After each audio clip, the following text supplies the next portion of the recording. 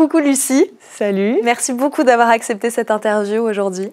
Merci à toi. Donc toi, tu es directrice de casting. On s'est rencontrés il y a très peu de temps lors d'un atelier rencontre au sein d'un collectif de comédiens et de comédiennes. Ouais. Et j'ai vraiment beaucoup aimé ton approche du travail, ton rapport hyper humain, bienveillant aux comédiens et comédiennes, et même ta transparence par rapport au milieu dans lequel tu travailles. Et voilà, c'est des choses qui, moi, me parlent beaucoup, donc je suis très contente de pouvoir en parler avec toi aujourd'hui. Je peux te laisser te présenter, savoir un peu d'où tu viens, c'est quoi ton parcours et comment tu es arrivée au casting. Moi, j'ai fait une école de cinéma qui s'appelle l'ESRA, c'est sur 3 ans. C'est tous les métiers du cinéma derrière la caméra, donc c'est-à-dire entre guillemets que les techniciens. Voilà, donc je suis venue à Paris pour faire ces études-là.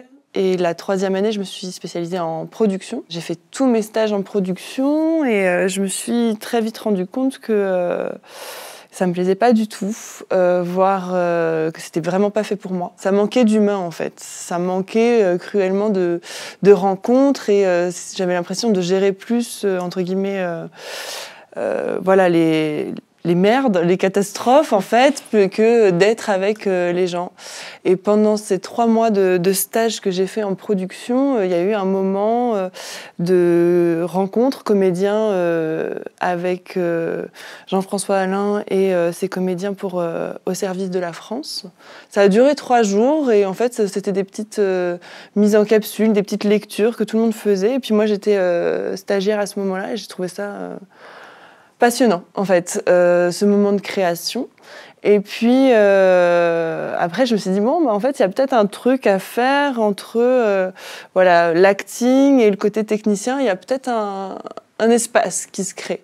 Et j'ai réfléchi, je me suis un peu renseignée aussi, et il y avait donc ce métier qui était directeur de casting, que j'avais plus ou moins fait à l'école sur nos courts-métrages étudiants, mais c'était toujours fait avec 2 bouts de ficelle, et puis finalement on prenait les comédiens qui voulaient bien venir sur les projets, mais il n'y avait pas ce rapport-là à chercher les comédiens pour le meilleur rôle, quoi. C'était dans un autre cadre. J'ai rencontré une agent qui s'appelle Françoise Debauer, qui tenait une petite agence avec très très peu de comédiens, et toute la journée, quand je suis allée la voir, je l'ai rencontrée, je me souviens, il était 14h et je suis repartie, il était 19h. Elle n'a pas arrêté de parler, elle était hyper bavarde. Et à la fin de l'entretien, elle me dit « Je vais t'aider, je vais envoyer ton CV à 15 directeurs de casting. » quoi. Et pour le coup, elle me rappelle 1 semaine et demie après, ce qui me semblait une éternité à ce moment-là. Vraiment, j'avais l'impression que vraiment, je me revois à regarder mon téléphone et à me dire « ça ne sonne pas ». Et après, elle me rappelle en me disant « voilà, il y a Constance de Montois qui va t'appeler ». Et là, je check un peu ce qu'a fait Constance et je me dis « ah, franchement, pas mal, je suis bien tombée ». Et Constance m'appelle et je me souviens, on était le mercredi, elle me dit « est-ce que tu es disponible jeudi pour qu'on prenne un café ?» Et finalement, le lundi, on a commencé sur un film, quoi. Et ça a été très rapide et ça a été incroyable aussi à ce moment-là de rencontres humaines avec elle, mais aussi de rencontres de ce milieu, en fait. Et là, j'ai pu découvrir ce que c'était vraiment le casting, c'est-à-dire les comédiens qui viennent, qui se préparent, qu'est-ce que c'est un texte, comment on le met en place dans une salle qui est si dénudée, en fait. C'est-à-dire, en général, on a juste une chaise et un bout de bureau, si ça se passe bien, une lumière plus ou moins potable, et puis on essaye de faire quelque chose, d'imaginer quelque chose. Et finalement aussi un truc à la fois très artistique et à la fois très logistique. C'est dans le sens où faut faire des prises de rendez-vous, faut essayer de trouver la bonne personne au bon moment, comprendre un peu aussi les budgets d'une production, adapter entre guillemets la projection artistique aussi au film. Donc voilà. Il y avait aussi tout ce côté logistique que je soupçonnais pas en fait. Au début, moi j'étais que dans un truc de le casting c'est des essais. Et en fait le casting c'est des essais mais aussi un rapport à la production, un rapport avec la réalisation.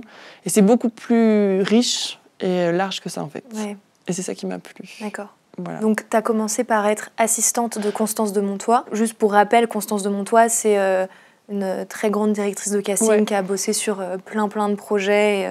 Ouais. Voilà, donc tu as commencé directement bombardée dans le grand bain, quoi. J'ai été gâtée. Et ça consiste en quoi exactement? Donc tu as déjà parlé un peu de la partie prod, mais Ouais.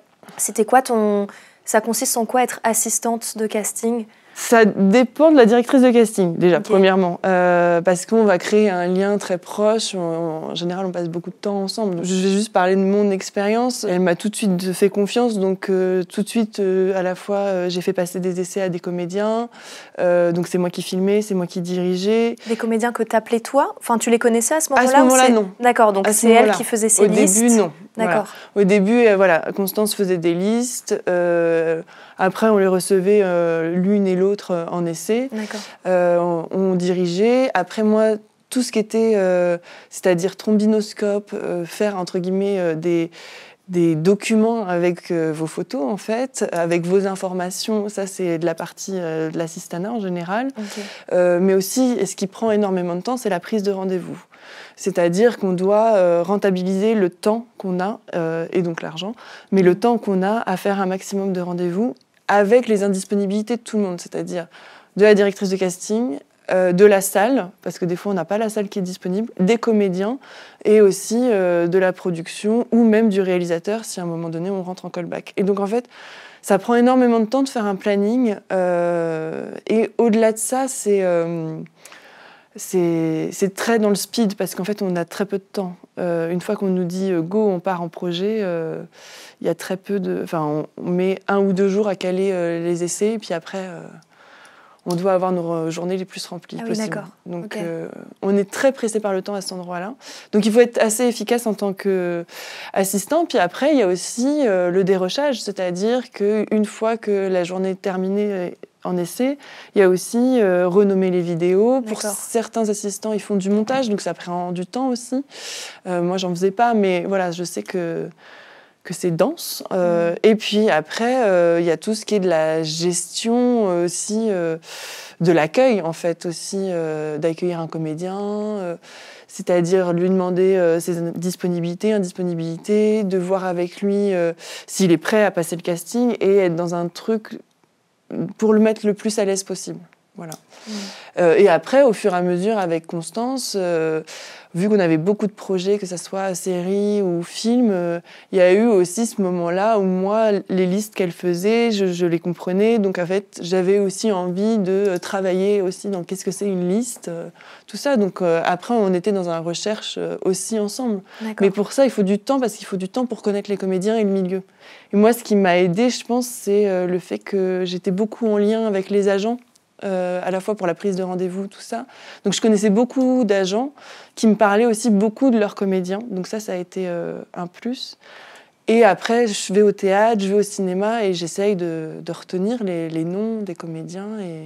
Et aujourd'hui, ça ajoute les collectifs, les stages, les rencontres en école, où justement, quand les comédiens n'ont pas accès à un agent, moi, j'essaye d'aller à eux pour les rencontrer, quoi. J'ai 1000 questions, on va commencer par le début. Ouais. On fait appel à toi pour quel genre de projet qui fait appel à toi? Donc moi, j'ai été assistante pendant 6 ans, en fait. Et là, depuis 1 an et demi, je me suis mise à mon compte. Donc pour le coup, je suis dans la même démarche que les comédiens, c'est-à-dire démarcher, rencontrer les prods, rencontrer les réalisateurs aussi. Donc je vois aussi, et je le sais, hein, l'énergie que ça prend en fait de démarcher, d'aller rencontrer l'autre. Et j'avoue que là, j'ai pas de spécificité. Et en fait, je suis pas sûre d'en vouloir non plus. Ça m'intéresse pas de faire que de la télé, ça m'intéresse pas de faire que du cinéma. Moi, ce qui m'intéresse, c'est justement d'avoir plusieurs projets différents. Évidemment, on est tous d'accord, on a envie de la qualité, on a envie que ça soit bien écrit. Mais moi, là, je suis plutôt dans une idée de dire oui à tout, parce que j'ai envie de rencontrer les gens. Et peu importe si le projet il est bien, bancal ou... En fait, l'idée, c'est à la fois de travailler et à la fois de développer un réseau. Donc, pour le coup, voilà, j'ai fait des films de genre, beaucoup, là, récemment. J'ai fait de la série policière aussi pour France Télévisions. On m'a appelée pour un premier long film d'auteur. À chaque fois, c'est très différent. On m'a appelée pour des films de danse aussi, parce que j'avais travaillé aussi J'avais un fichier de danseurs. Enfin, donc j'aime l'idée que ça soit différent et riche, quoi. Et je pense qu'au moment où on fait tout le temps un peu la même chose, finalement, on retombe sur les mêmes listes. Et nous, en tant que Dircast, on s'amuse moins, quoi. Ouais. Ça consiste en quoi exactement, une liste? Et quand tu disais que les agents te parlent de leurs comédiens, ça se passe comment, en fait, la conversation avec des agents? Et qu'est-ce que tu as besoin de savoir sur les comédiens et comédiennes? Alors, une liste, donc il y a une liste de rôles. Pour chaque film, il y a une liste de rôles. Déjà, on peut la diviser en 2 parties, c'est-à-dire la liste des silhouettes, figurations et silhouettes parlantes. Ça va être le chargé de figuration qui va s'en occuper. Ça va pas être le directeur de casting. Je dis bien en général, mais il y a 2 personnes. Et donc, pour le coup, moi, c'est pas que je veux pas m'occuper de la silhouette ou de la figuration, mais dans mes fichiers, j'ai pas des comédiens qui acceptent ce tarif-là, en fait. D'accord.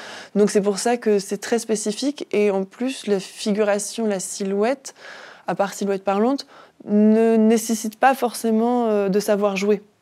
Et moi, vu que je travaille avec des comédiens, forcément, c'est le jeu. Après, s'ajoute donc la liste des rôles principaux, second rôle et petits rôles.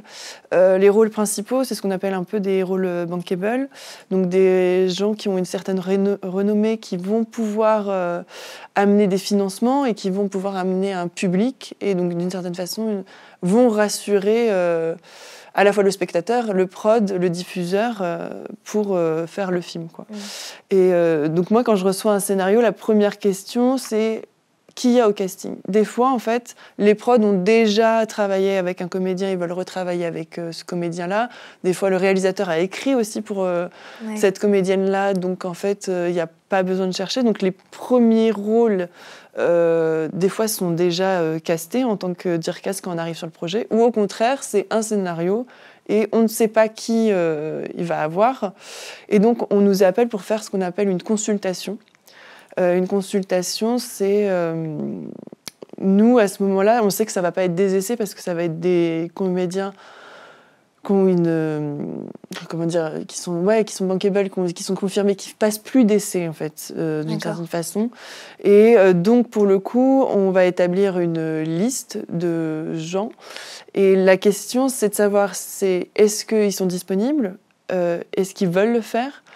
Est-ce qu'ils n'ont pas déjà fait plus ou moins le même rôle et est-ce qu'il n'y a pas une espèce de redite là-dedans? Et moi, je vais devoir en fait être en lien à la fois avec la prod et à la fois avec l'agent, de savoir est-ce qu'il a lu, dans combien de temps je vais avoir une réponse. Après, il y a toujours cette question de il est dispo, il n'est pas dispo, mais aussi de qui il y a en face, et le réal, qu'est-ce qu'il a fait, est-ce que c'est un réal confirmé ou tout, ou est-ce que le scénario suffit à lui-même et d'un coup, il y a eu un coup de cœur aussi. Donc toute cette partie-là peut prendre beaucoup de temps.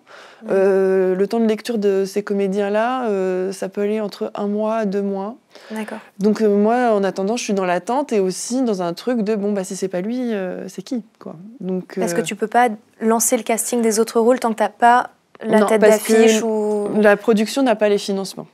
D'accord. À ce moment-là, la production n'a pas les financements. D'accord. Une fois que la personne, le comédien bankable a dit OK, on y va, la prod part en financement. Et là, il peut se passer pareil entre 1 mois, 2 mois, 3 mois où d'un coup, c'est aller voir les régions, c'est aller voir les aides du CNC ou autre. Et pour le coup, de dire, voilà, j'ai un film avec un accord de principe de cette comédienne ou de ce comédien. Et vous êtes prêt à donner combien? Et donc moi, à ce moment-là, en général, on ne m'appelle plus. Et puis on me rappelle du jour au lendemain en me disant, c'est bon, c'est OK. On attend un financement, on tourne dans 3 mois, est-ce que tu es disponible maintenant, quoi? Et donc, en fait, d'un coup, il faut être disponible là. Parce que la production, c'est rare qu'ils nous fassent commencer en avance. Et voilà, donc à partir de ce moment-là, je débloque ce qu'on appelle des essais. Et là, on va mettre les petits rôles en place, quoi. Et on va faire passer des essais à des comédiens. D'accord.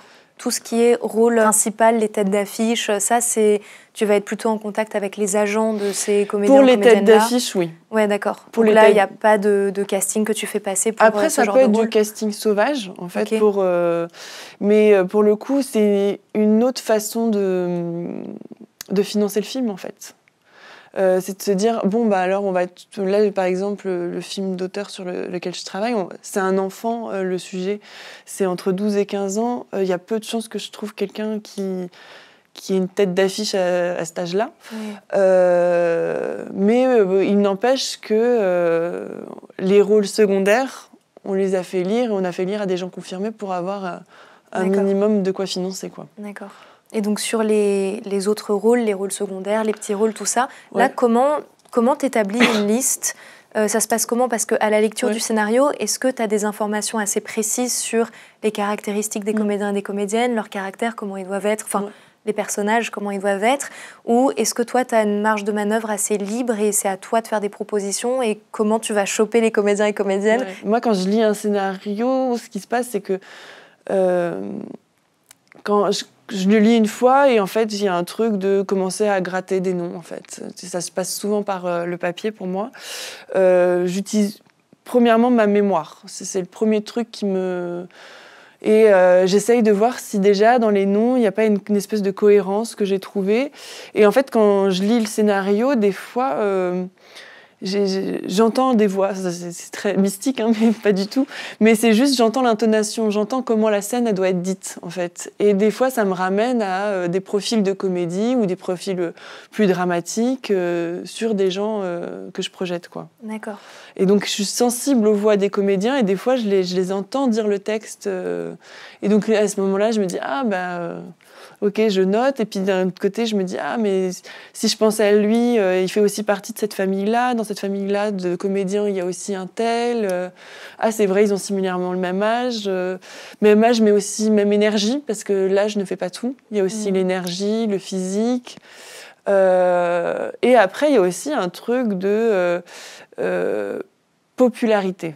De savoir si, oui ou non, on va faire un casting où il va y avoir que des noms, c'est-à-dire que des gens avec une renommée, ou au contraire, on va essayer d'ouvrir un maximum aux comédiens qui n'ont pas autant de reconnaissance que ça. Bon, bref, ça, c'est des choix qui se fait avec la prod et avec le réal. Et nous, en tant que directeur de casting, je pense que ce qui nous plaît le plus, et même notre but, notre devoir presque, c'est de révéler les comédiens qui sont moins mis en lumière, quoi. D'accord. Ouais. Donc toi, tu as une marge de manœuvre aussi là-dedans, dans le fait de pouvoir orienter, enfin pas orienter, mais de pouvoir essayer d'insuffler des nouveaux comédiens ou des nouveaux visages. C'est même ce qu'on aime le plus, quoi. Nous, ce qu'on aime, c'est la découverte. Ce qu'on aime, c'est quand...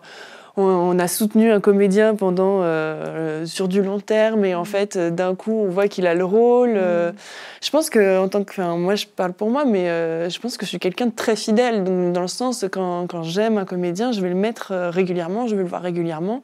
Après, j'aime beaucoup de comédiens aussi, quoi. Je suis pas exclusive, mais il y a un truc de... les directeurs de casting, et je pense que c'est toujours bien de le rappeler, si on fait ce métier-là, c'est qu'on aime les comédiens. J'entends souvent les comédiens qui sont dans un truc de comme si nous on était un peu les gens qui allaient ouvrir ou fermer la porte, quoi. Et moi j'ai envie de dire on est là pour vous aider, quoi. À la fin de la journée, si j'ai que des gens qui sont stressés ou qui sont pas bien et pas bons, moi à la fin de la journée j'ai rien à présenter. Donc j'ai tout intérêt à ce que ça se passe bien entre nous et que ça marche et qu'on se revoie, quoi. Et donc, comment tu fais pour mettre à l'aise les comédiens et les comédiennes ? Parce que toi, tu te fais passer des castings, c'est ton travail. Mais quand tu es comédien ou comédienne et que tu passes pas énormément de castings, chaque casting, j'ai l'impression que... Enfin, là, je parle pour moi, mais tu as un niveau de stress parce que tu dis, putain, j'en ai un tous les 6 mois, faut pas que je loupe celui-là. Enfin, faut au moins que je fasse bonne impression quelque part. Et du coup, comment toi, tu arrives à désacraliser ce moment qui en soi dure, ça dépend pour les dircasses, mais ça dure dans les 15-20 minutes en général. Comment tu arrives à mettre à l'aise, à faire redescendre la pression pour donner ces moyens aux comédiens et comédiennes ? Moi, c'est ce que je vous disais la dernière fois en stage, c'est que je ne sais pas comment on réussit à avoir un rôle. Parce qu'en fait, il y a beaucoup de paramètres. Le désir du réalisateur, le désir du producteur, le marché, voilà. Il y a beaucoup de choses qui sont en place. Par contre, je sais comment réussir un casting, dans le sens réussir la rencontre. À la fin de l'essai, de se dire, je ne sais pas si j'ai réussi et si j'aurai le rôle, mais en tout cas, j'ai réussi la rencontre avec les gens qui étaient là. Donc, c'est-à-dire souvent la directrice ou l'assistante de casting. Et en fait, ça passe par l'échange. Et c'est vrai que vous êtes tellement stressé quand vous arrivez en casting. Vous êtes tellement en mode je vais tout donner, je vais lui montrer que je sais faire ça, je sais faire ça, je sais faire ça, qu'à la fin, on est plus dans un rapport maître-élève où vous voulez me montrer que vous avez bien fait l'exercice plutôt que d'être dans un échange avec moi. Et finalement, moi, à la fin de la journée, je me souviens des gens avec qui j'ai parlé, avec qui j'ai échangé, et pas forcément juste quelqu'un qui m'a fait sa scène et qui est parti... sans avoir eu de lien, en fait. Et moi, je ne sais pas comment je mets à l'aise, mais la première chose que je demande, c'est si les gens vont bien, en fait. Ça commence, c'est à la fois une formule de politesse, et à la fois, je pense que c'est la meilleure façon de créer un lien. De se dire, bon, redescends, ça m'intéresse de savoir, là, comment tu vas, comment ça se passe pour toi. Donc, en général, à chaque fois, je demande. Et en plus, on peut partir après sur des conversations autres que le cinéma ou autres que la scène. Donc déjà, moi, dans mon... vu que on voit beaucoup de monde en fait en casting, bah, je me souviens aussi de cette personne-là parce qu'à ce moment-là, on aura parlé d'autres choses aussi et il va se créer un lien en dehors de ça, quoi. Donc ça, c'est la première partie. Après, il y a un truc où on prend le temps. C'est-à-dire... en général, j'ai des comédiens qui viennent donner la réplique. Donc, vous avez le temps de faire des italiennes. Vous avez le temps aussi de travailler votre jeu aussi. On refait la scène le temps qu'il faut. Après, à un moment, ça va s'arrêter. Ça sera toujours trop tôt pour les comédiens. Mais à un moment, ça va s'arrêter. Et puis, je pense qu'on peut faire les choses dans la douceur. C'est-à-dire que moi en tout cas, l'idée de vous mettre dans des états dans tous les sens et tout, ça m'intéresse pas, le côté acting studio.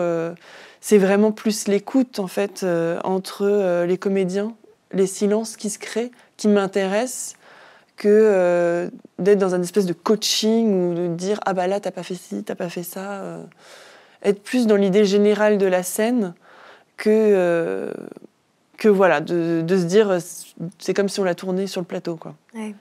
Ça s'appelle un essai, donc un essai, c'est une ébauche, c'est un coup de crayon, quoi. On ne demande pas le tableau final, quoi. Par contre, moi, ce qui m'intéresse de savoir en essai, c'est de savoir si vous êtes apte à écouter, apte à recevoir, en fait. Et donc, pour le coup, ça passe, encore une fois, dans cet échange. Et dès le début, quand vous arrivez, il faut être pas que dans l'idée de je vais donner, dans le sens je vais devoir donner mon jeu, je vais devoir donner de ma personne, mais aussi recevoir ce que l'autre a à vous dire. Et peut-être qu'on a un peu les mêmes indications à chaque fois, et tout ça, mais on est les seuls dans la pièce qui ont lu le scénario. Donc en fait, on connaît les tenants et les aboutissants et pourquoi on vous dit ça. Ouais. Et peut-être qu'on va vous donner des indications, peut-être les mêmes, mais jamais au même moment. Parce qu'on sent aussi à un moment que vous êtes apte à écouter. Et des fois, certaines personnes vont nous faire la scène très bien comme on l'avait imaginé. On n'a pas besoin de pousser plus aussi, mais pour le plaisir, on va en refaire une autre et on va voir ce qui s'en dégage. D'accord. Voilà. Et donc, comme on entre dans le casting, qu'est-ce que tu attends exactement des comédiens et comédiennes? Parce que pendant l'atelier, j'avais trop aimé d'ailleurs ton conseil de dire si vous avez une proposition, dites là je vais vous faire ou je vais te faire une proposition un peu poussée, mais genre juste de formuler le fait qu'on va tenter un truc. Et ce que j'ai adoré, c'est qu'à la fin de notre première proposition, la première question que tu nous as posée, c'est comment tu l'as senti. Et donc déjà pourquoi tu poses ce genre de questions? Qu'est-ce que ça t'indique sur nous et qu'est-ce que tu attends d'une première proposition? Pour moi, la première proposition, c'est pas un tour de chauffe, c'est une proposition, comme on dit. Donc, en fait, quand on me dit « Ah, c'est la première », ça veut rien dire, c'est la première. On peut être très bon sur la première et finalement refaire les prises et après être très mauvais. Ou à l'inverse, il nous faut peut-être 10 prises pour être très bon. Donc, en fait, ça veut dire quoi c'est la première. Ça sous-entend que c'est un tour de chauffe, qu'elle est un peu poussée, qu'elle est un peu mécanique, cette première scène. Donc je comprends l'idée, mais chacun y met souvent ce qu'il veut. Donc c'est ça qui m'intéresse. Le fait de me dire, en fait, comme tu dis, verbaliser le fait que, voilà, on va faire une première proposition, elle va être peut-être plus poussée, c'est une façon de rentrer dans l'échange avec moi. Comme quand vous arrivez en essai et que vous me parlez du scénario, vous me parlez du personnage, ça me fait dire que vous avez bossé et c'est aussi un moment d'échange entre nous. Donc ça, c'est tout bon à prendre en fait pour que moi aussi je me souvienne de vous. Après, il ne faut pas le faire pour le faire. Il faut le faire quand vous avez vraiment des questions et des envies de réponse à des endroits. Mais ce que je veux dire, c'est qu'il n'y a pas de mauvaises questions et on est là pour y répondre. Et des fois, même, on va vous répondre « je ne sais pas ». Parce que des fois, on n'a pas tout. Des fois, le scénario est en cours d'écriture. Ou des fois, en fait, on n'avait pas vu les choses comme ça. Et c'est un parti pris du réalisateur. Et donc, pour le coup, c'est pas à nous de prendre la décision. Après, pour votre première proposition, moi, j'attends pas un truc... Enfin, faut pas s'imaginer un truc hyper original, quoi. Souvent, une première proposition, moi, je me dis, est-ce qu'on a compris la même chose, quoi ? Est-ce qu'on a compris la même chose sur la scène ? Et en fait, cette première proposition va être une base pour pouvoir pousser plus ou moins le curseur à certains endroits après. Mais moi, j'ai besoin de cette base-là, plutôt que de vous dire, tu t'assois, et puis tu vas me la faire comme ci, comme ça, comme ci, comme ça, et puis là, en fait, tu vas tourner la tête, et puis là, tu vas respirer, et t'oublies pas, à la fin, tu pleures. C'est très caricatural, mais en fait, vous donnez toutes les indications comme ça, vous allez retenir 1/10 des indications, et à la fin, finalement... à la fin, vous allez vous dire « mais j'ai pas fait ce qu'elle m'avait dit là au début, j'ai pas tout bien compris ». Parce que c'est un rapport très scolaire. Ouais. Et moi, ça m'intéresse pas du tout le scolaire. Donc cette première base de proposition va permettre en fait d'aller vers d'autres chemins finalement. Et quand je vous pose la question « comment tu l'as senti ?», je suis contente quand les gens me disent « je l'ai bien senti », quoi. Ça veut dire qu'aussi, il s'est passé quelque chose pour vous à cet endroit-là, en fait. Il y a de l'émotion qui est arrivée. Et en fait, l'émotion, ça se passe par les silences, les regards. Ça ne se passe pas forcément dans la réplique non plus. Ça se joue entre. En fait, la première proposition, et c'est peut-être ça, et après pour ça qu'on va pousser sur d'autres propositions, mais au fur et à mesure des propositions, on va réussir à vous faire jouer entre les répliques. Vous allez être moins concentré sur vos répliques, se dire « ah, à ce moment-là, il faut que je parle. À ce moment-là, c'est moi qui dois projeter ma réplique. » Des fois, je vous vois réfléchir à ce que vous allez dire après, quoi. Et donc, pour le coup, vous n'êtes pas dans la scène. Donc, si vous n'êtes pas dans la scène, moi, je ne suis pas dans la scène, donc la scène ne marche pas. Et en fait, pour être pleinement dans la scène, il faut être pleinement en écoute avec l'autre. Et donc, jouer aussi l'écoute. Et jouer l'écoute, c'est pas surjouer l'écoute, mais ça veut dire je suis actif là. D'accord.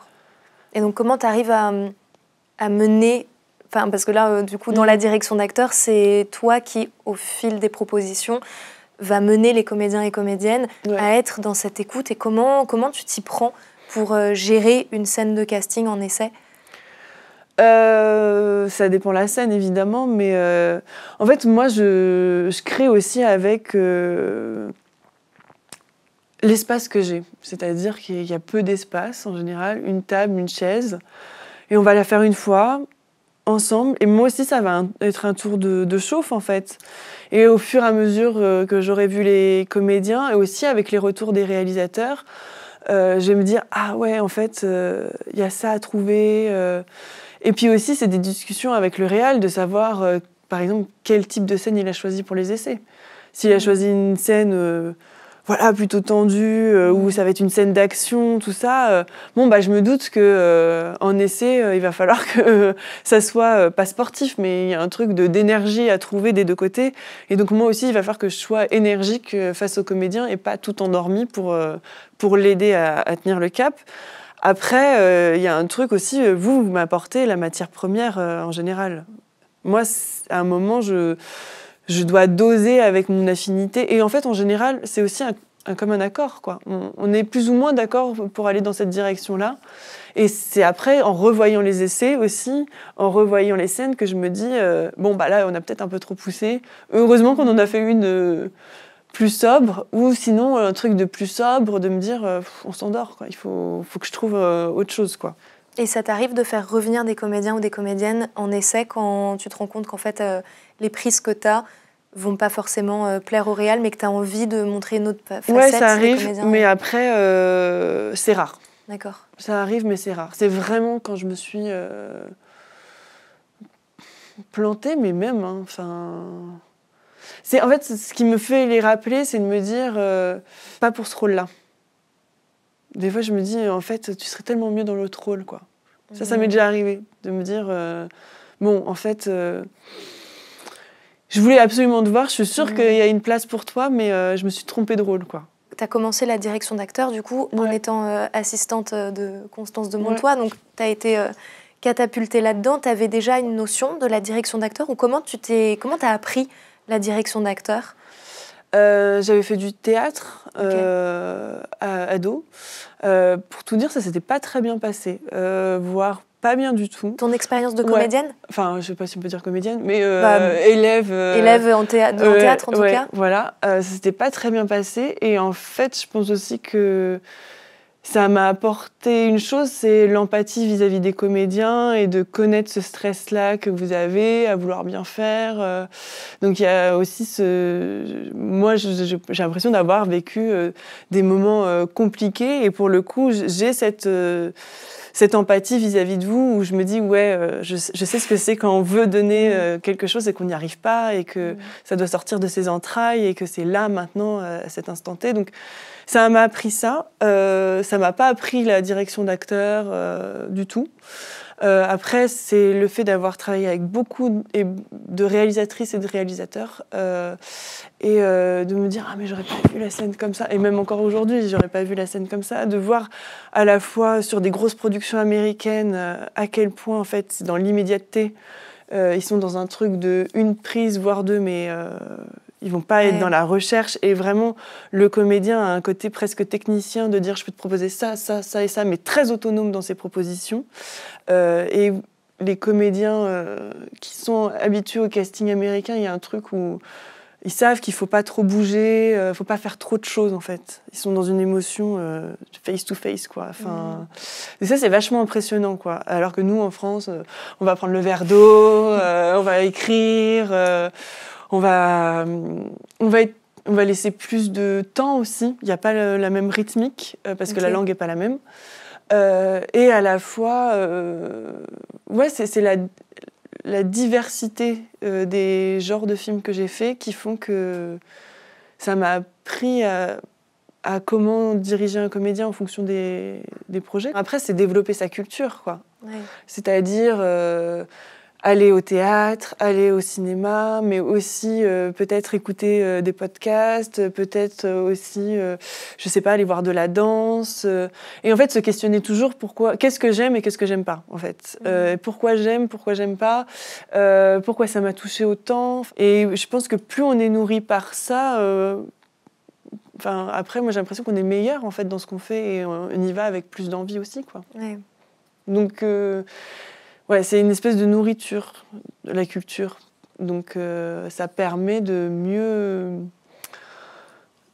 de mieux rencontrer l'autre aussi, quoi. Et donc, mieux rencontrer l'autre, donc de mieux diriger, donc d'avoir plus confiance en soi et aussi en ce qu'on fait, quoi. Et tu parlais tout à l'heure des comédiens qui pouvaient être très efficaces. Ouais. En tout cas techniquement, dans une scène de casting.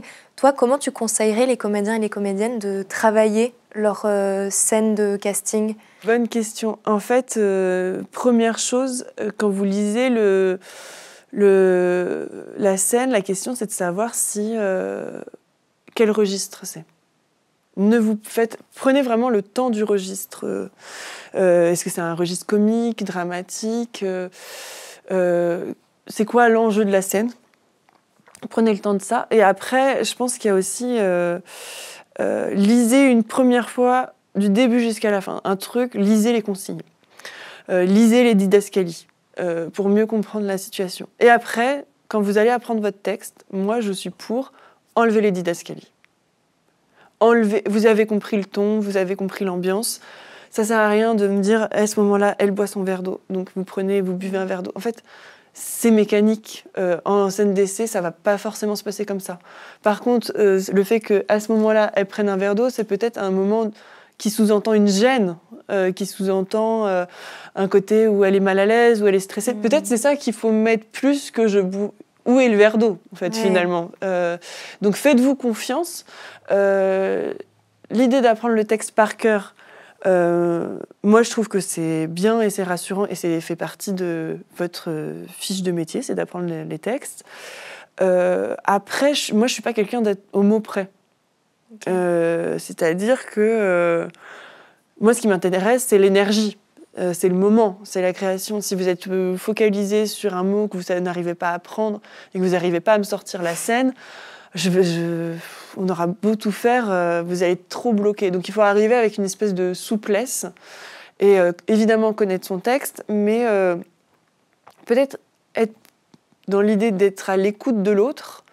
L'autre, c'est-à-dire la réplique, c'est-à-dire les directeurs de casting et aussi des imprévus, plutôt que de se dire j'ai bien dit mon texte. Le j'ai bien dit mon texte, on repart sur quelque chose de scolaire et on repart sur un truc très, comment dire, très plat, quoi. Il se passe rien. Et après, moi, je suis pour que vous venez préparer, c'est-à-dire, vous savez que c'est une scène d'infirmier, bah, vous me sortez la blouse blanche, quoi. Je vous demande pas la panoplie, mais juste, on fait de l'audiovisuel, donc il y a audio et il y a visuel. Donc travaillez le visuel, quoi. On fait un film d'époque, et ben ça vaut peut-être le coup de se faire un chignon, de se mettre une chemise avec des froufrous pour au moins avoir l'allure et aussi vous projeter dans le personnage, quoi. En fait, ça marche bien, ces petits tips-là. Okay. Donc, et puis moi, ça me fait dire, ah bah voilà, il a travaillé, en fait. Donc, tout ce qui est travailler avec un coach ou vraiment bien préparer sa scène ouais, avec un ou une coach, toi, tu penses que ça peut faire une différence aussi ou tu penses qu'à ce stade-là, c'est pas forcément utile? En fait, le coach, ça va vous permettre de déblayer tout ce qu'il y a à faire et à pas faire dans la scène. Je trouve ça intéressant.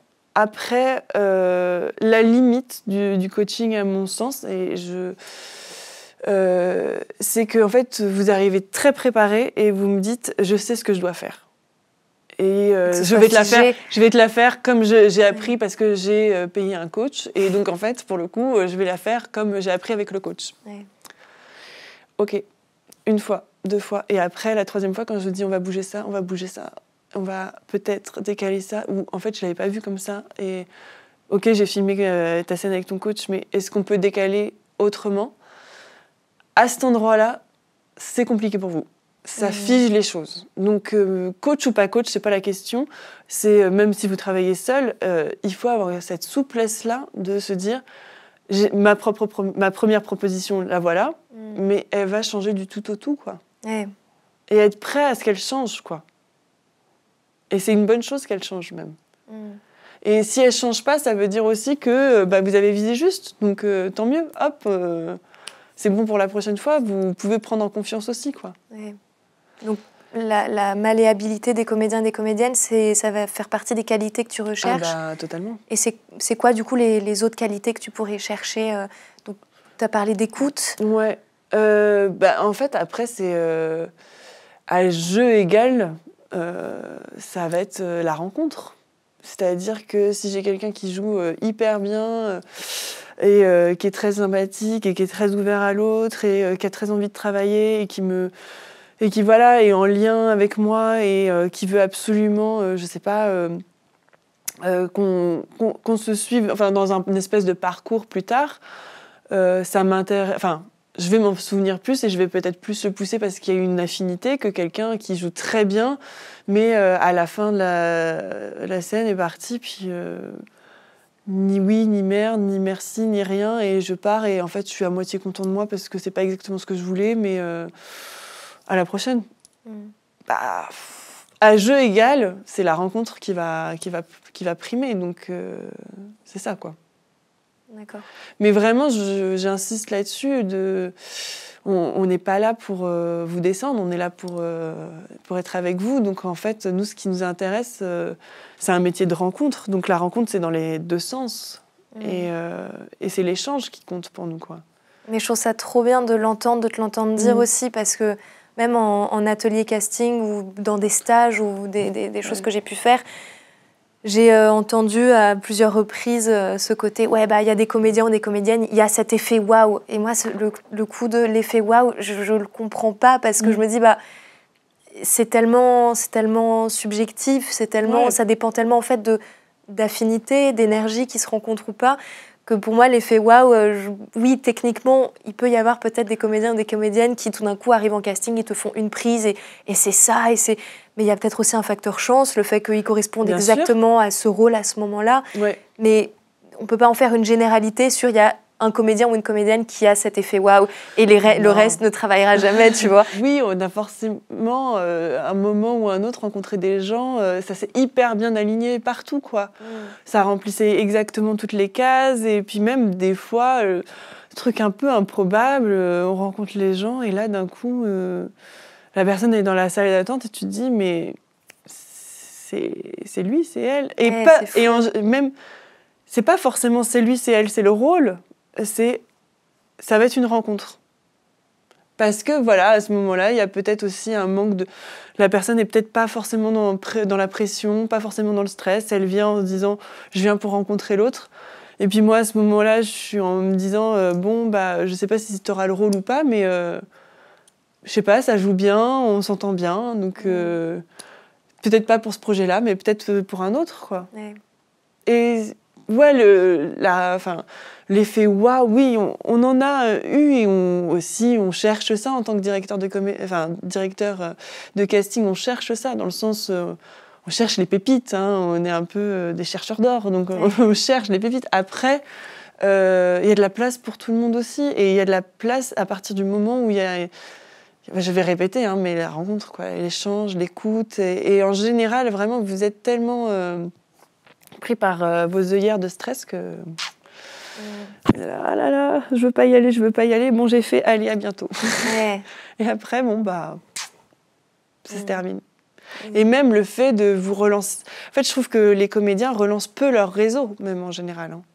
Vous êtes dans un truc, moi ce que j'ai tendance à dire, alors après c'est mes statistiques hein, et c'est mes chiffres, mais un comédien c'est 10% de jeu. Donc, c'est-à-dire, vous devez développer votre jeu, savoir dans quel registre vous allez. Est-ce que vous êtes plutôt théâtre? Est-ce que vous êtes plutôt cinéma? Et le travailler. Et toujours, c'est un instrument, donc toujours le performer, en fait. Et après, il y a 10% de physique, savoir si vous êtes prêt à changer physiquement, dans quel emploi on peut vous mettre aussi, où est-ce que dans quoi vous pouvez correspondre. Et puis après, il y a le reste, c'est 80% et c'est 80% de réseau. Et en général, vous ne travaillez pas très bien votre réseau parce qu'en fait, c'est quelque chose qui vous gêne, c'est difficile de se mettre en avant. D'un coup, on ne parle plus de jouer un personnage, on parle de vous, donc d'un coup, bah, c'est plus difficile. Et voilà, et le réseau, c'est ça qui va vous faire travailler, quoi. Et bah, du coup, puisqu'on est là-dedans, toi, ce serait quoi tes conseils pour relancer le réseau? Parce que, pareil, on peut entendre beaucoup de choses et leur contraire. Donc, il y en a qui vont dire « Oh là là, surtout pas de mail, ou alors une fois par an, voilà. » Il y en a d'autres qui vont nous dire tous les 2-3 mois, 3-4 mois. Enfin, c'est quoi, pareil, entretenir un réseau, exister sur les réseaux sociaux, en quoi, enfin, toi, ce serait quoi le réseau? Le réseau. C'est quoi le réseau? Le chapitre réseau, parlons-en. Ouais, c'est un gros chapitre. Le réseau. Alors, pour le coup, il faut avoir des bons outils. Donc, des bons outils, c'est quoi? C'est avoir des bonnes photos, c'est avoir une bonne bande démo. Voilà, ça, c'est déjà les fondamentaux. C'est-à-dire, pour démarcher, pour rencontrer... faut avoir ces outils-là, quoi. Et j'aimerais bien juste faire une parenthèse par rapport à ça, parce que pareil, on peut entendre des choses sur la bande démo. Est-ce que la bande démo doit représenter notre emploi, ou est-ce que tu vas attendre d'avoir une bande démo justement assez variée pour pouvoir te projeter? Pareil pour les photos, est-ce que tu attends Parce qu'il peut y avoir des très bonnes photos, des très bons photographes, mais en fait, finalement, on se rend compte que c'est pas vraiment nous, c'est pas notre énergie. Genre, c'est quoi pour toi des bons outils vraiment? Alors, une bande démo, pour moi, donc pour refaire un petit peu rapide, c'est 2 minutes 30, sans musique. L'idée encore, c'est de l'audiovisuel, donc audio et visuel. C'est pas un clip que vous montez. Me remettre vos contacts pour que je puisse vous contacter aussi. Et c'est des scènes dont vous êtes fiers, dont vous êtes content. En général, vous me mettez aussi des images en me disant non mais comme ça elle pourra voir absolument que je sais faire ci, je sais faire ça. Mais vous n'êtes pas totalement fiers des images. Si vous n'êtes pas fiers des images, moi je peux pas me projeter avec vous. Donc vraiment, première chose, il faut que vous soyez fiers des images. Faites appel aussi à un regard extérieur autour de vous. Est-ce qu'on s'ennuie? Est-ce que c'est pas trop long? Voilà, prenez des avis différents. Et après, l'idée de faire une bande démo que comique ou un mash-up de plusieurs choses, moi j'ai envie de dire, si ton emploi c'est comique, fais-moi une bande démo comique. Et peut-être dans une autre vidéo, peut-être une vidéo de présentation, ou peut-être un extrait de film que tu vas me mettre en plus, tu vas pouvoir me mettre dans le mail et en plus d'avoir cet emploi comique, j'ai expérimenté un autre registre, je te mets cette vidéo-là. L'idée, c'est d'avoir des images cohérentes, en fait. Donc voilà, pour la bande démo, et des images récentes. Il faut quand même la faire régulièrement, tous les 2 ans, quoi. Donc, et que ça vous ressemble. Et pareil, pour les photos, c'est des photos en couleur, on n'est plus en noir et blanc. Portrait, quand vous allez nous envoyer des photos, c'est les 3 photos qui vous ressemblent. Ouais, en fait, il faut être content de ces outils. Et si tu te dis, ça me ressemble pas, et si toi-même tu te retrouves pas dans tes photos, comment tu veux que moi je me dise c'est elle, quoi. C'est qu'il y a un problème dans les photos. Il n'y a rien de pire pour un directeur de casting d'avoir un rendez-vous entre guillemets qui va pas nous servir parce que la photo ne correspond pas au comédien. Et si vous avez coupé vos cheveux, si en fait la photo elle a 10 ans, ou si même il y a un truc pas de style, mais vous vous êtes fait tatouer partout, ça raconte autre chose, quoi. Donc c'est pas pour le même rôle que je vais vous appeler, quoi. Donc il faut que ça soit à jour et régulièrement. Une photo bien, c'est-à-dire où vous avez le regard ouvert, vous avez un sourire avenant, mais pas non plus l'éclat de rire, vous avez travaillé votre teint, vous avez bonne mine, vous avez mis des vêtements confortables et que vous aimez bien et qui correspondent à votre style du moment, en tout cas, déjà, c'est pas mal. Hein. C'est pas mal. Et donc, pour reparler sur le réseau, c'est quoi entretenir son réseau? Et je pense que j'ai une deuxième question là-dedans, c'est comment est-ce qu'on entre en contact avec des directeurs et directrices de casting? C'est quoi un bon mail pour toi? À quelle fréquence? Vas-y, je te laisse la parole. Il y a beaucoup à dire. En fait, le réseau, ça se construit, et ça se construit sur du long terme. C'est un marathon, en fait. Il faut le prendre comme ça. Donc, pour le coup, déjà, en général, j'entends parler des comédiens de « j'ose pas ». Ils me disent « j'ose pas ». Donc, moi, je leur réponds si t'oses pas, t'as la réponse. C'est-à-dire qu'il faut aller vers l'autre, il faut aller rencontrer. Et donc, ça passe par soit quand je vais au théâtre, à la sortie, je vais rencontrer les comédiens, je vais rencontrer le metteur en scène. C'est pas forcément aller lui dire que sa mise en scène, elle est géniale ou autre, mais c'est créer une façon de, un lien, en fait. Et si ça se trouve, en fait, vous avez des amis en commun, donc allez-y avec ces amis en commun, allez au théâtre, au cinéma, mais aussi allez dans une démarche de... dites aux gens que vous avez envie de travailler avec eux. Il faut des fois être très concret, très direct, quoi. Je viens vous rencontrer parce que j'ai envie de travailler avec vous, quoi. Et voici mes compétences. Donc, je pense que la rencontre humaine est toujours plus forte, hein, il n'empêche. Je pense aussi qu'on connaît toujours quelqu'un qui connaît quelqu'un, donc c'est à ce moment-là de débloquer aussi et de mettre en avant, et en fait de ne pas lâcher, de dire moi, tant que je ne l'aurai pas rencontré, je ne te lâcherai pas. En général, ça marche. Hein, donc voilà. Et puis après, il y a aussi cette histoire d'aller en festival. Les festivals, c'est un endroit où les gens sont là pour rencontrer du monde. Les prods sont là pour rencontrer des réalisateurs, les réalisateurs sont là pour rencontrer des comédiens, les comédiens sont là pour rencontrer des dircastes, les dircastes des producteurs. Enfin, c'est un peu tout le monde se cherche là-dedans, quoi. Donc ça peut être un bon moyen de rencontrer les gens. Après, moi, je dis toujours, venez en festival en ayant quelque chose à proposer.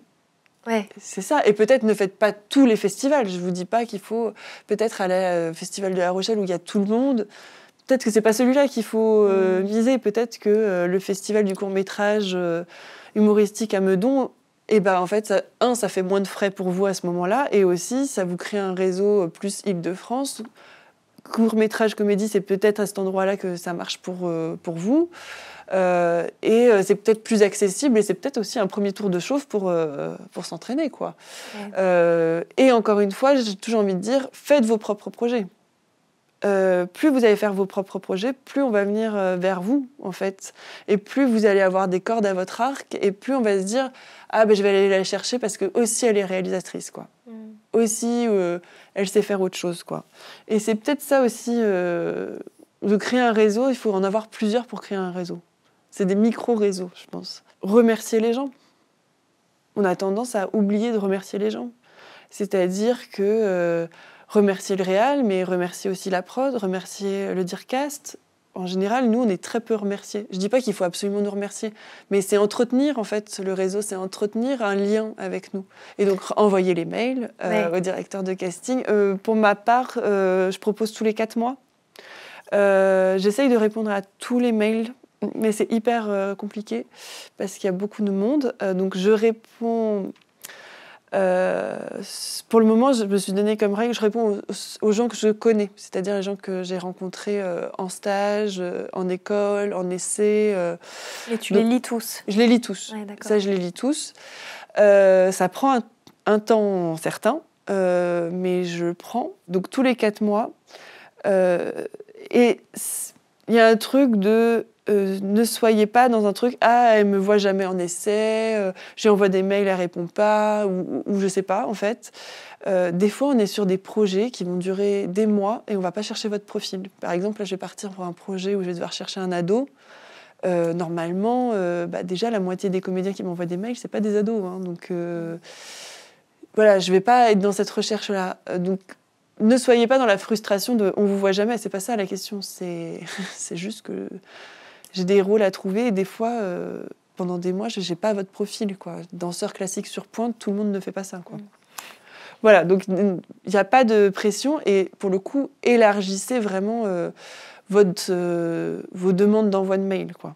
Une fois par an, pour moi, c'est pas assez dans le sens, il y a peu de chances qu'ils tombent au bon moment. Voilà. Il faut aussi m'aider un peu en termes de mémoire. C'est quoi un bon mail? Qu'est-ce que tu aimes recevoir, en tout cas par rapport à toi? Un bon mail, ça commence par « Bonjour Lucie » et pas « Bonjour Julie ». C'est bête et méchant, mais nombre de fois on me dit Julie, quoi. Donc, non, mais voilà. Donc, ça veut dire que le mail n'a pas été lu, il a été fait un peu à la va-vite. Envoyez-vous vous-même votre mail, regardez à quoi ça ressemble. En fait, c'est dans ces détails-là que je veux voir votre professionnalisme aussi. C'est quoi la différence entre un comédien professionnel et un comédien de casting sauvage ou un comédien du dimanche qui veut faire du cinéma? C'est quelqu'un qui est pro, donc dans ses mails, ça doit être pro, quoi. Et donc, ça passe par un mail, donc « Bonjour Lucie », me resituer où est-ce qu'on s'est vu, comment on s'est vu, c'est quoi votre demande, me remettre vos outils, quoi qu'il arrive. Et vos outils, les photos, elles ne doivent pas être en énorme sur l'écran, mais vous allez me les mettre en pièces jointes, hein, quand même. Voilà. Essayez de regarder comment ça se passe visuellement, votre mail, les typos, tout ça, en gras, en couleur. Non, faites un truc sobre, hein, c'est toujours bien. Remettez-moi dans l'objet du mail où est-ce qu'on s'est vu, c'est quoi votre demande, est-ce que c'est une actualité, votre nom, votre prénom. Ça, c'est toujours bien. C'est toujours bien aussi d'avoir une signature où je peux choper votre numéro de téléphone, votre mail et vos réseaux sociaux si besoin est. Et après, aussi me dire dans quoi je peux vous projeter, en fait. Vous connaissez votre emploi, donc dites-moi, en fait. On va aussi plus vite, quoi, comme ça. D'accord. Et donc ça se concrétise comment, par exemple? En me disant, voilà, j'ai J'ai fait un court-métrage de comédie. Pour le coup, je jouais, je sais pas, une secrétaire médicale. Et j'ai beaucoup aimé ce côté piquant, grinçant de la situation. Voilà. D'accord. D'accord. Ouais, donc un truc très basique, mais qui se situe en, Qui me situe en une 2-3 phrase. phrases, ce qui, toi, t'éclate, en fait. D'accord. Tu vois, tout simplement. Et puis après, dans les mails, il y a aussi un truc qui, à mon sens, est très important. Il faut l'envoyer en temps et en heure. J'insiste. De 9h à 19h, quoi. Du lundi au vendredi. Et en général, j'en reçois beaucoup le dimanche à minuit parce que vous êtes angoissés, vous vous dites mais qu'est-ce que j'ai fait de la semaine, j'ai pas vu la semaine passée, ou au contraire je me tape une insomnie, tiens je veux faire mes mails de relance. Sauf que moi mon portable il sonne tout le temps parce que ma messagerie elle est connectée à mon portable et que je laisse cette option là parce que les prods et les réalisateurs eux ont moins de cadres, on va dire, et je décide oui ou non de répondre le week-end s'il y a urgence ou pas. Mais alors, les mails d'actualité des comédiens, moi, ça me prend la tête, quoi. Ça m'agace énormément, quoi. Et donc, si vous voulez que ça soit bien lu et que vous avez fait autant d'efforts pour ça, vraiment, envoyez-le-moi en temps et en heure, que je sois disponible pour l'ouvrir et pas agacée dès que je vais l'ouvrir en me disant il l'a envoyé à 4h du mat, quoi. J'ai des comédiens qui me disent non mais moi je l'envoie à 4h du mat, comme ça je suis sûre que c'est le premier mail que tu ouvres le matin. Ça non. Enfin je veux dire, laissez-moi choisir quand est-ce que j'ouvre mes mails ou pas, quoi. Programmez vos mails. Moi ça me dérange pas que vous soyez angoissés le dimanche, hein, mais vraiment il faut programmer ses mails, quoi. Ouais. Donc faisons attention un peu numériquement chacun là-dessus, quoi. D'accord.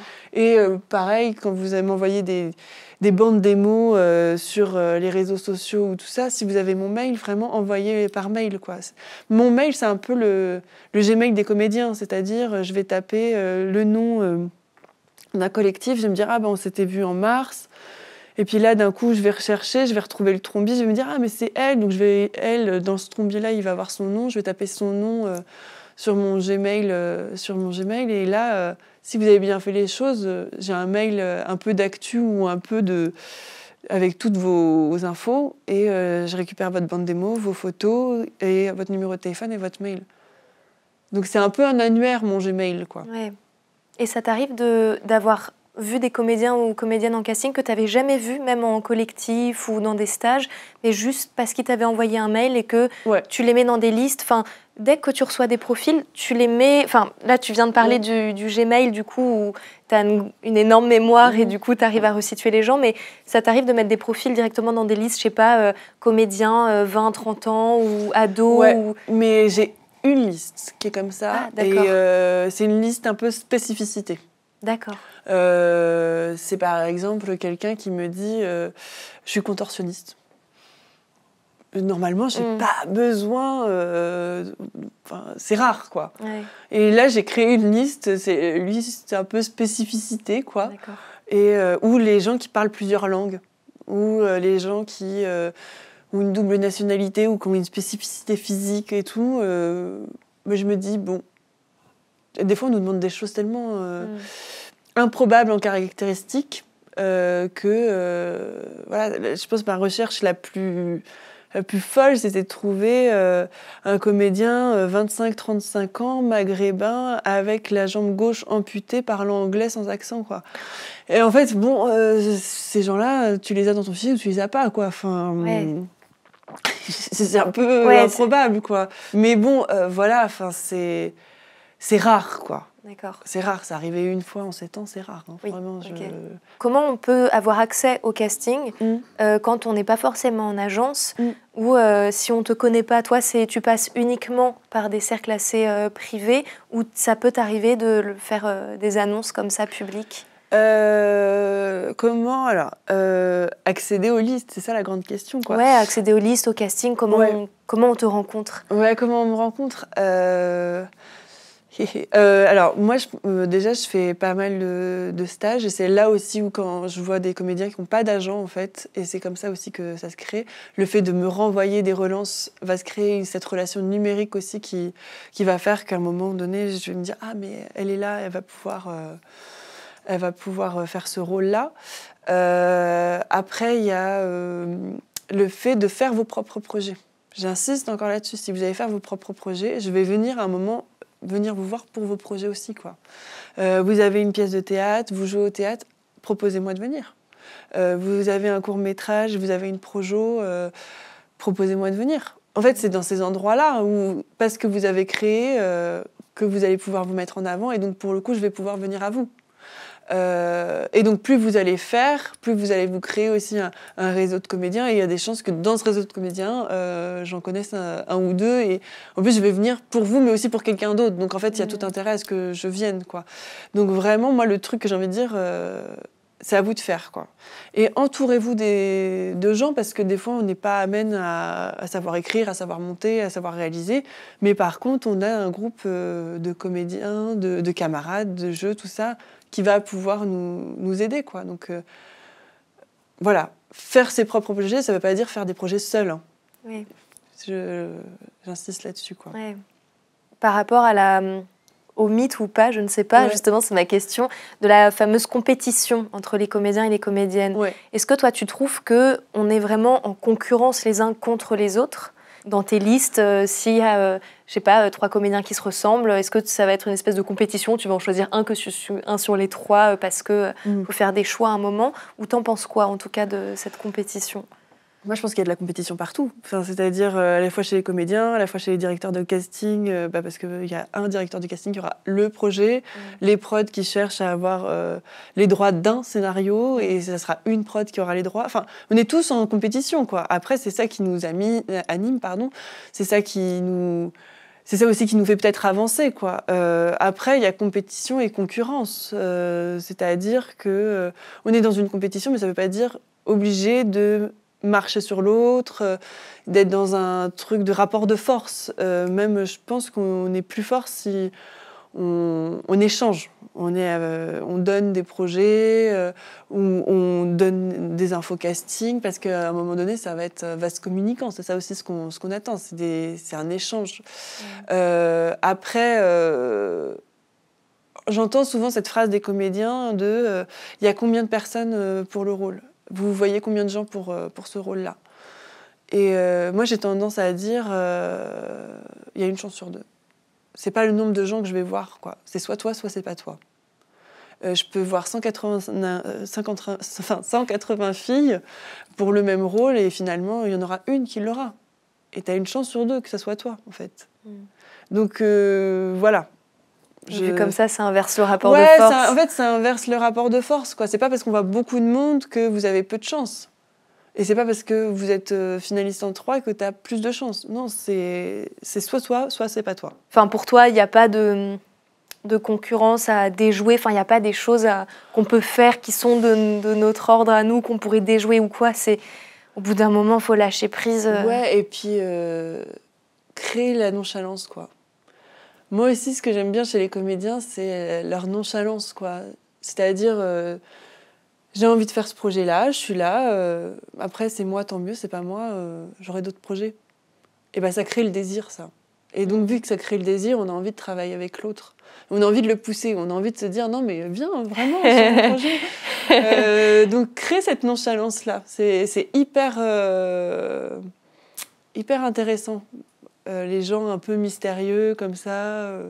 Ça veut pas dire qu'ils sont pas dans le travail, hein, mais c'est juste dire dans l'idée que y a pas autant d'enjeux que ça. C'est-à-dire, en effet, j'ai envie, je suis là. Après, c'est moi, tant mieux, c'est pas moi. T'inquiète pas, je trace ma route, j'ai pas besoin de toi. Et en fait, d'un coup, nous, on se dit, mais si, t'as besoin de moi, j'ai envie, quoi. Si, je suis sûre. Ça touche à l'ego. Ouais, ça touche à un truc. Tu te dis, mais si, viens. Viens, on est bien, quoi.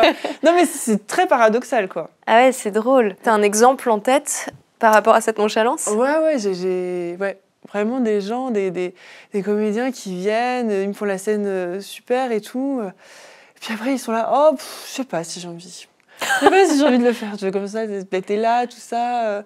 Non, mais oui, mais je sais pas. Et puis après, me dire, ah, mais en fait, c'est pas que je sais pas, mais c'est que j'ai plein de projets, en fait, à côté, quoi. C'est-à-dire, je suis en tournée théâtre, je fais ci, je fais ça, puis je donne... Toi, t'es là, non, mais en fait, c'est toi que je veux. Donc, on va trouver des solutions, quoi. Ah ouais, c'est drôle. Mais Puis aussi, c'est une façon d'être, hein, c'est une façon ouais.